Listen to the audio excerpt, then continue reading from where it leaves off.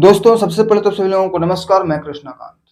अभी आप लोगों को ये बात पता ही होगा कि हमारे देश के बिहार राज्य में विधानसभा का चुनाव होने वाला है और इसको लेकर के निर्वाचन आयोग के द्वारा डेट तय कर दिया गया है। चुनाव 2 चरण में होगा। पहला होगा आपका 6 नवंबर को और दूसरा होगा 11 नवंबर को और 14 नवंबर को इसका रिजल्ट आएगा। और इसके लिए देश के कोने-कोने से और विदेश से भी सत्ता दल और विपक्ष दल सबके सब चुनाव प्रचार में जुट रहे हैं। और जैसे ही रिजल्ट आएगा, रिजल्ट आने के बाद में आप रिजल्ट को छोड़ दीजिए, जैसे ही सेकेंड राउंड का जो चुनाव होगा 11 तारीख को चुनाव होने के बाद में महाराष्ट्र में दंगल शुरू हो जाएगा। और ये दंगल पूरे के पूरे राजनीतिक दलों का और खास करके उद्धव ठाकरे की जो शिवसेना है उसके लिए बहुत बड़ा रोल प्ले करेगा। और इस दंगल का मेन खेल है मुंबई का नगर निगम का चुनाव। और वो नगर निगम के चुनाव में भी बीएमसी का चुनाव, मतलब कि मुंबई का सबसे महान नगर निगम का चुनाव है। और उस चुनाव में ऐसी स्थिति है कि आप लोगों को पता ही होगा अभी कि जो शिवसेना है वो 2 भागों में बंट चुकी है। एक है एकनाथ शिंदे की शिवसेना और दूसरा उद्धव ठाकरे की शिवसेना। और उद्धव ठाकरे की शिवसेना को यूटीबी कहते हैं। और अगर ओरिजिनल में जो बाला साहब ठाकरे की जो शिवसेना थी, अगर देखा जाए कि ओरिजिनल शिवसेना किनके पास है, तो है एकनाथ शिंदे के पास में। वो बाला साहब ठाकरे की जो मेन जो शिवसेना थी वो एकनाथ शिंदे के पास चली गई है। जो भी उसका चुनाव चिन्ह वगैरह जो भी था वो एकनाथ शिंदे के पास चली गई है। और अभी शिवसेना जो उद्धव ठाकरे की है वो शिवसेना का पूरा जो पोषण का जो नाल है, पूरा का पूरा पोषण का जो पाइप है, वो बंबई का नगर निगम का चुनाव ही है। और उस चुनाव के होने के बाद में ये तय हो जाएगा कि उद्धव ठाकरे की स्थिति कहाँ होगी।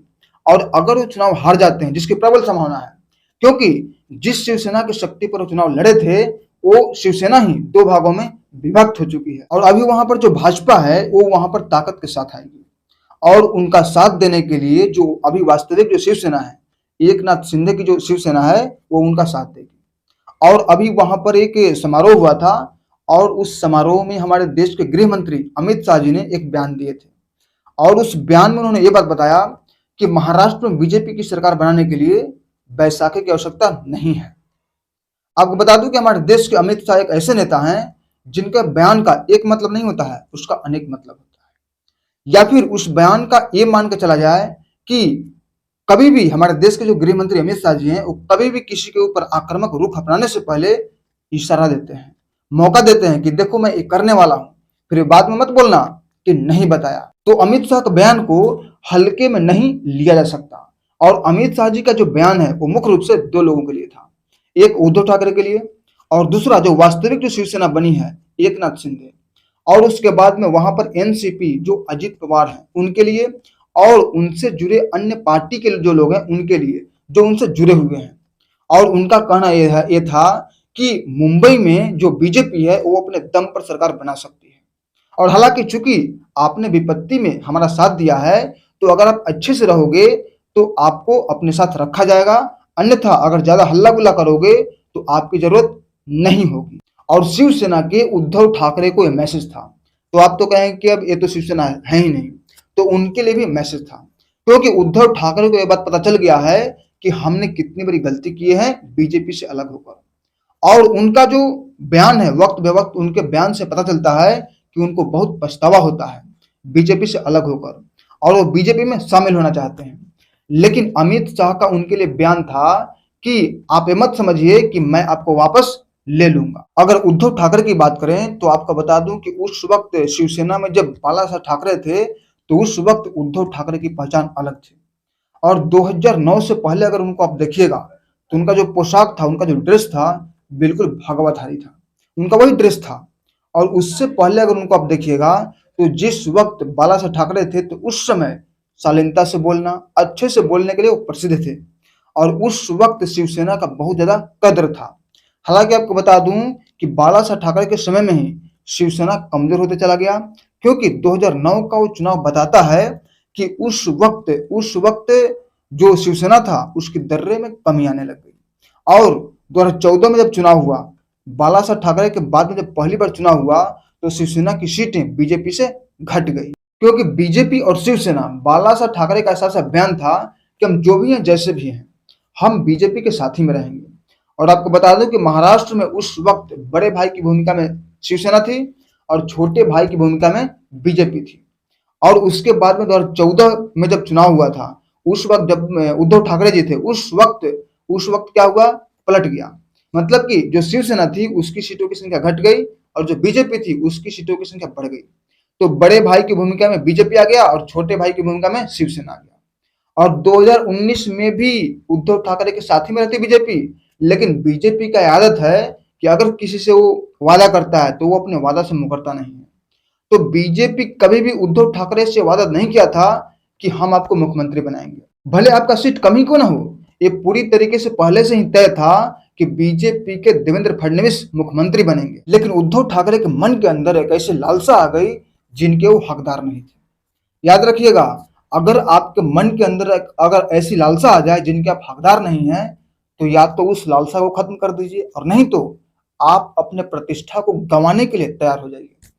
जिस प्रतिष्ठा को आपने कमाया है, जिस प्रतिष्ठा को आपने पाया है, उस प्रतिष्ठा को गंवाने के लिए आप तैयार हो जाइए।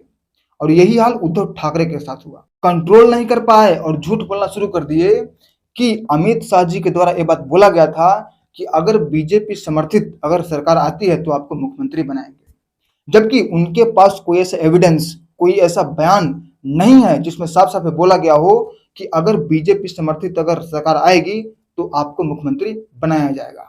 मुख्यमंत्री बनने के लिए एकदम व्याकुल थे।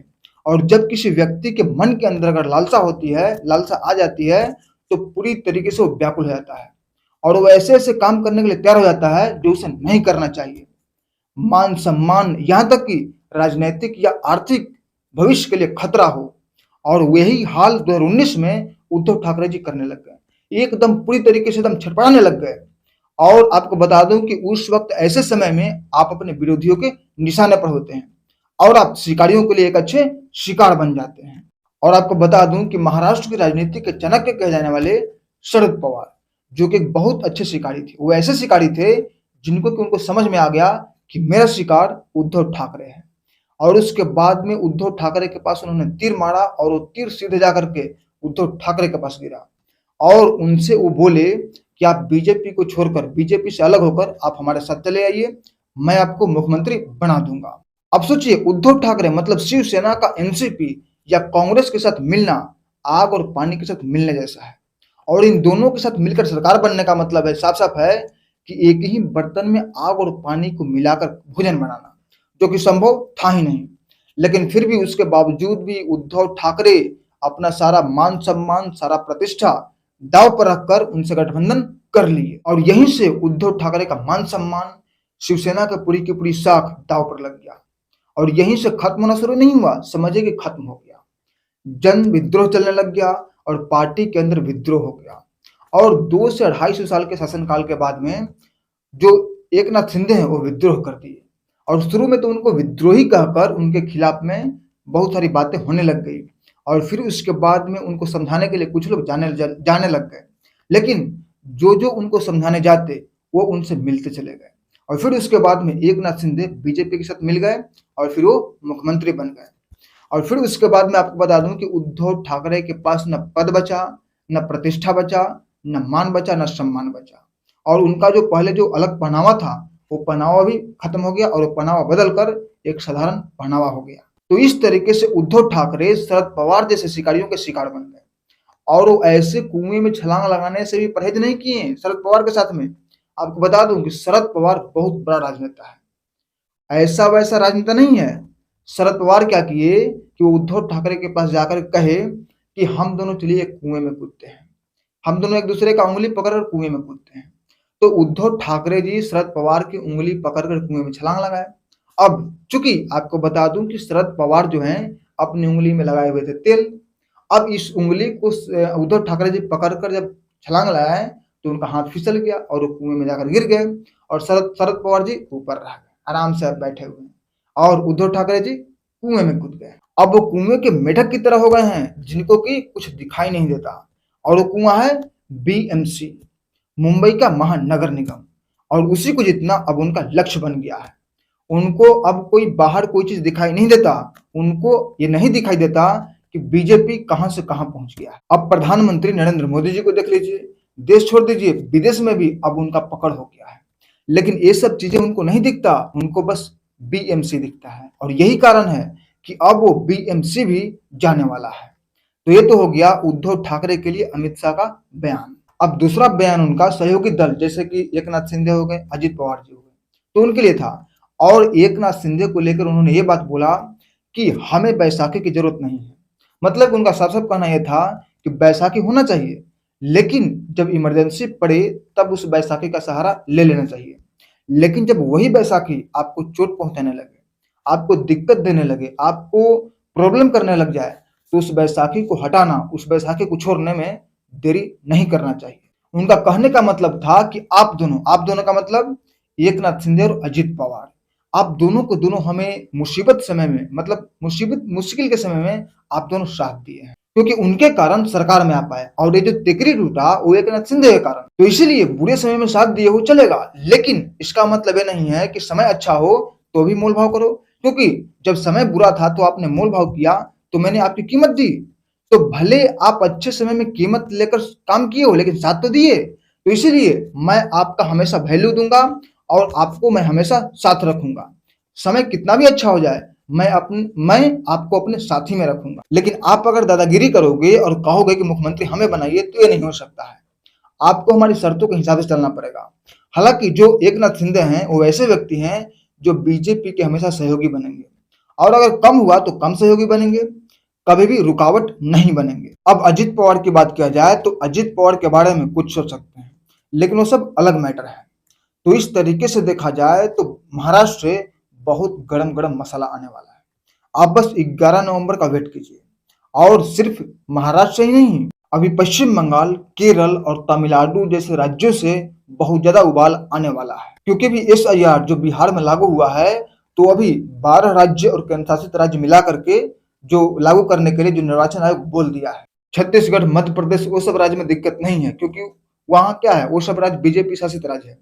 केंद्र और राज्य में एकदम सेम सरकार है। लेकिन पश्चिम बंगाल, केरल और तमिलनाडु में बहुत है, और तमिलनाडु में 50-50 चांस है, क्योंकि वहां के जो स्टालिन है वो कभी एसआईआर का समर्थन करने की बात करते हैं, कभी कहते हैं कि एसआईआर का हम विरोध करेंगे, और कभी कभी तो उनकी तरफ से ये कहा जाता है कि एसआईआर के विरोध में हम विधानसभा में प्रस्ताव पारित करेंगे। और पश्चिम बंगाल की ममता बनर्जी एकदम ठान करके बैठी है कि हम एसआईआर को लागू नहीं होने देंगे, कुछ भी हो जाए हम एसआईआर को लागू नहीं होने देंगे। लेकिन ये बात उनको पता नहीं है कि ये केंद्र का मैटर है, इसे आप रोक नहीं सकते हैं। तो दोस्तों, ये जानकारी, एनालिसिस आपको कैसा लगा, कमेंट का माध्यम जरूर बताइएगा। तो फिर मिलते हैं एक नए वीडियो में, तब तक के लिए जय हिंद, जय भारत।